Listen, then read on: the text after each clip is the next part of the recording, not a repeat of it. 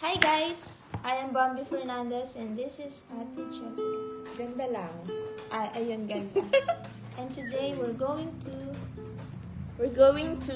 read a book in the Bible, which specifically be in Psalm. Chapter 8, verse what? Psalm 8, verses 9 to 10. So let's read this first. And after this video, And after I read this, I'm gonna ask Bambi what's her thoughts in the verses that we will read. So I'm going to read Psalm 8 verses 9 to 10. The Lord also will be a refuge for the oppressed, a refuge in times of trouble, and they that know thy name will put their trust in thee. For thou, Lord, hast not forsaken them that seek thee. sige, explain it. Ha? Explain mo to. Anong thoughts mo dyan? I-explain ko? Yes, Ako? Thoughts ko agad? Oo, ikaw So, nagbasa. actually, devotion ko siya nung Valentine's. Wow, So, saan? Personal. syempre, imbis na makapag-date ako, kay Lord na lang. Okay. Joke lang. Ay, Sige, cut yan, cut. hindi ko na i-edit yan, sister. Sige. Diretso na yan, saka ipopost ba natin yan? So, sorry for all the distractions. Yeah. Medyo, Going back. going back to the topic, which is wala pa. So, nung binasa ko siya, ang biglang nag-pop up sa utak ko, can God trust me in my troubles? Kasi recently, di ba nga nanonood ako ng mga Pentecostal preaching nila Josh Hearing, Yes. Jeff Arnold, Macho Tutel, ganyan. Tapos, meron naging, I think, kay Josh Hearing, Master Josh Hearing na can God trust us sa mga problema natin? Kasi di ba madalas na pag punong-puno tayo ng blessing, we worship God non-stop, na parang yun, walang pumipigil sa atin para magpuri sa Kanya because we're in the middle of, alam mo yun, blessing na season. Pero what if naman kung nandun ka sa part na madami kang problema?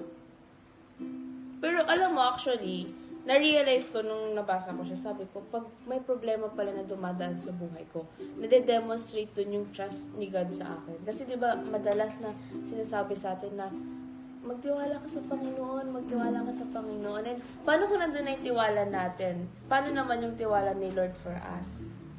Parang dun ko na-realize na pag may problema pala ako, ibig sabihin, pinagkakatiwalaan ako ni Lord. Katulad nung si Job, diba? We all know the story of Job. Tapos parang, nung ina siya, nung kaaway, parang na-intimidate yung kaaway kay Job na grabe naman to, punong-puno siya ng blessing, pinagpapala siya ni Lord. What if pahirapan ko siya? Di ba inas niya pa si God? Naghingi siya ng permission sa ating Panginoon na kung pwede ba niyang pahirapan si Job, ganyan-ganyan. And then, pumayag naman ang Panginoon. Di ba? Hallelujah. Tapos, doon ko na-realize na Praise the Lord. grabe yung tiwala ni Lord kay Job. Parang, nung pinayagan niya yung kaaway na pahirapan si Job, nade-demonstrate doon yung trust ni God kay Job na alam niya na kahit na anong pagdaanan ni Job. Biruin mo yun, nawala yung buong pamilya mo sa'yo, yung asawa mo, pinipilit ka na lumayo sa Panginoon, na mukha ka ng pulubay, ganyan, di ba? Grabe yung paghihirap niya. Pero despite that, nagpuri pa rin siya sa ating Panginoon. So, doon, sabi ko, gusto ko pagkatiwalaan din ako ng Panginoon. Na parang nung nabasa ko siya, sabi ko, alam ko na sa mga dadaang problema sa akin. Hindi na lang puro suffering, puro negative yung mararamdaman ko. Kasi doon na papasok yung, may problema ako, pinagkakatiwala na ka ng Panginoon. Ibig sabihin na i-intimidate yung kaaway sa akin. Parang, di ba, doon na naman yung goal natin, maingit yung kaaway sa atin na ganyan, hallelujah. No-preach? Hindi, seryoso, parang sabi ko nga, parang binasa ko lang siya, pero grabe yung message na binigay ni Lord. Kaya, sa'yo naman, yung thoughts mo naman. Tapos na ako sa thoughts mo. Honestly. Kasi parang sa akin, lagi ko naririnig yung verse na yun. Pero yung pumasok sa isip ko habang nag-share ka is yung na-disciple ni Pastor JL. And yun, ang nasabi niya ring example is yung life ni Job. And then, parang meron din doon na in the book of Matthew ata nadaanan lang. Parang di ba kasi si Jesus, parang naglalak na siya ganyan-ganyan. And then, ang sabi doon ni Jesus na parang ang message doon, kung kaya kang pagkatiwalaan ng Panginoon sa maliit na bagay, pagkakatiwala sa mas malaki. So, ganun din. Totoo ko sa ito. Uy, kinabuhan ako! Wait. Bakit ka kinakabahan? Kala ko tayo na. Kinalimutan si Going back. Wait lang, balik.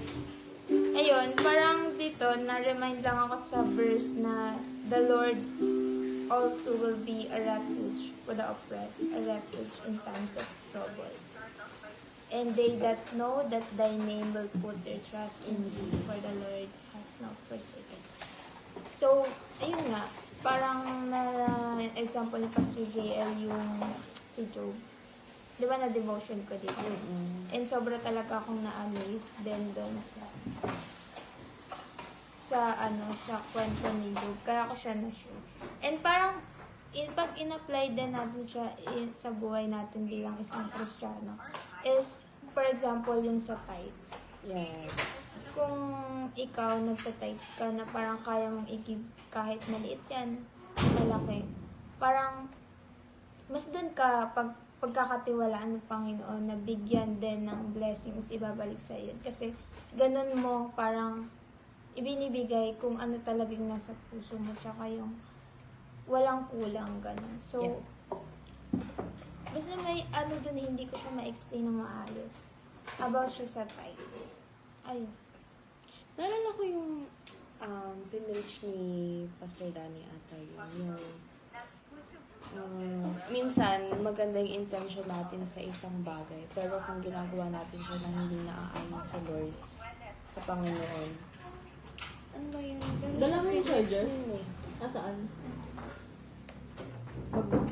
I think last week ata yun. What is this? About devotional ko kaya. About taking soul. Ayun, to obey is better than sacrifice. Yung in Christ alone. Ang ganda-ganda nun. Gusto ko yun. May gusto kong i-share. Wait na, stop muna natin to.